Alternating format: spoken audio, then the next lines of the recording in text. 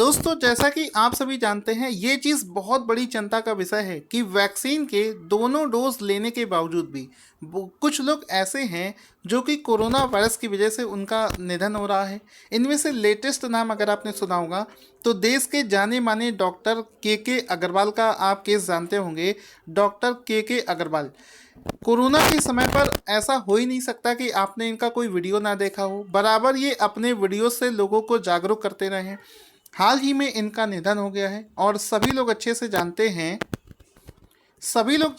कि डॉक्टर के अग्रवाल ने वैक्सीन के दोनों डोज लगवा रखे थे। इसके बावजूद भी कोरोना की वजह से उनका निधन हो चुका है।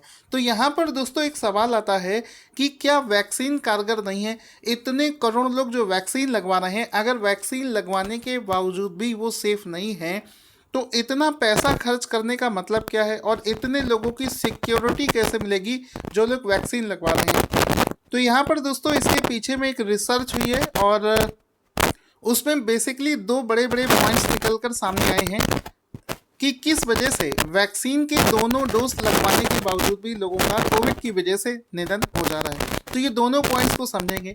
सबसे पहले आप ये समझिए, पहला जो पॉइंट है कि वैक्सीन लगवाने से क्या होता है। वैक्सीन लगवाने से हमारी बॉडी जो है ये एंटीबॉडी बनाने लगती है जो कि वायरस से लड़ने में सक्षम होती है। लेकिन पहला जो कारण है कि किसी किसी व्यक्ति में क्या होता है कि वायरस से लड़ने के लिए जितनी एंटीबॉडीज़ चाहिए होती है उतनी पर्याप्त मात्रा में एंटीबॉडीज नहीं बन पाती है। तो एंटीबॉडीज अगर पर्याप्त मात्रा में नहीं बन पाएगी तो वायरस को न्यूट्रलाइज नहीं कर पाएगी और व्यक्ति की मौत हो सकती है। अब यहाँ पर आप समझिए एंटीबॉडी किस तरीके से होती है। एंटीबॉडी को हम टी शेप में समझ सकते हैं कि हमारी जो एंटीबॉडी होती है ये इस टी शेप में होती है। अब ये वायरस पर किस तरीके से अफेक्ट करती है उसको समझते हैं। जैसा कि आप सभी जानते हैं कि जो कोरोना वायरस होता है देखिए हमारी बॉडी जो है सेल से मिलकर बनी होती है और जब कोरोना वायरस हमारी बॉडी के सेल पर अटैक करता है तो हमारे बॉडी के सेल पर एक रिसेप्टर होता है। यहाँ पर आपको बनाकर दिखाऊंगा। एक इस तरीके से ये रिसेप्टर होता है इस तरीके से। और ये जो कोरोना वायरस का स्पाइक प्रोटीन है, ये जो नुकीला पार्ट आप देख रहे हैं, ये इस तरीके का इसका शेप होता है कि ये आकर इस रिसेप्टर पर अटैच हो जाता है। तो ये जो अटैचमेंट हो रहा है उसके बाद में ही कोरोना वायरस काम करना शुरू करता है और अपने इस आरएनए को हमारे बॉडी के सेल के अंदर में ले जाता है और हमारे बॉडी के सेल को डिस्ट्रॉय कर देता है और पूरे बॉडी को अफेक्ट करना शुरू कर देता है। तो ये जो एंटीबॉडी है ये क्या करती है कि ये जो कोरोना वायरस का हमारे बॉडी के रिसेप्टर के बीच में जो ये जुड़ाव हो रहा है इसको काट देता है, इसको हटाने का काम करता है। वो किस तरीके से करेगा वो मैं आपको यहाँ पर बता रहा हूँ। ये जो एंटीबॉडी है इसका जो शेप है ये टी शेप से आप देख सकते हैं। तो ये क्या करती है, ये हमारे वायरस के ये जो रिसेप्टर्स होते हैं, ये प्रोटीन के जो स्पाइक रिसेप्टर्स हैं, इस पर जाकर ये फिक्स हो जाती है। तो जितने भी ये वायरस के ऊपर में जो रिसेप्टर्स आप देख रहे हैं इस पर ये जो एंटीबॉडी है ये जाकर इस तरीके से सभी पर चिपक जाती है। तो जब ये वायरस को चारों तरफ से घेर लेगा तो वायरस जब आएगा तो ये हमारे ह्यूमन सेल, ये नीचे आप ह्यूमन सेल देख रहे हैं, हमारे बॉडी के ह्यूमन सेल से ये अटैच नहीं हो पाएगा।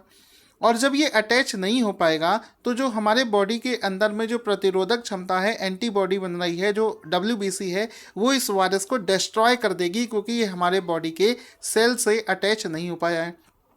इस कॉन्सेप्ट पर एंटीबॉडीज़ काम करती हैं। अब मान लीजिए जिस पेशेंट को वैक्सीन की दोनों डोज दी जा चुकी हैं उसकी बॉडी में जब ये एंटीबॉडीज़ हैं ये पर्याप्त मात्रा में अगर नहीं बनेगा तो कोई भी वायरस जब हमारे बॉडी में एंटर करेगा तो अगर ये एंटीबॉडीज़ पर्याप्त मात्रा में नहीं होंगी तो जितने भी ये स्पाइक्स आप देख रहे हैं वायरस के ऊपर, इन सभी स्पाइक्स पर अगर एंटीबॉडीज़ नहीं लगेंगी तो एक भी अगर स्पाइक यहाँ से बच गया तो वो हमारे बॉडी के सेल से अटैच होने के चांसेस उसके रह जाते हैं।